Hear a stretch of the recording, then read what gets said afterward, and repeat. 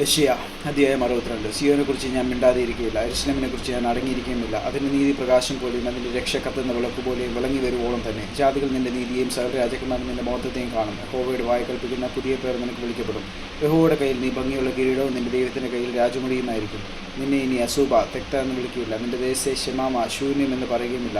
നിനക്ക് ഹെഫ്സീബ ഇഷ്ട എന്നും നിന്റെ ദേശത്തിന് ബെയൂല വിവാഹ എന്നും പേരാവും. യഹോവയ്ക്ക് നിന്നോട് പ്രിയമുണ്ടല്ലോ, നിന്റെ ദേശത്തിന് വിവാഹം കഴിയും.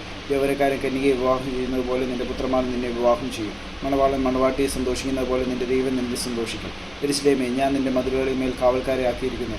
അവർ രാവോ പകലോ ഒരിക്കലും മിണ്ടാതിരിക്കുകയില്ല. യഹോവയെ ഓർപ്പിക്കുന്നവരെ നിങ്ങൾ സ്വസ്ഥമായിരിക്കരുത്. അവൻ യെരൂശലേമിനെ യഥാസ്ഥാനപ്പെടുത്തുവോളവും ഭൂമിയിൽ അതിനെ പ്രശംസാ വിഷയമാക്കുവോളവും അവന് സ്വസ്ഥത കൊടുക്കുകയും അരുത്. ഇനി ഞാൻ നിന്റെ ധാന്യം നിന്റെ ശത്രുക്കൾക്ക് ആഹാരമായി കൊടുക്കുകയില്ല.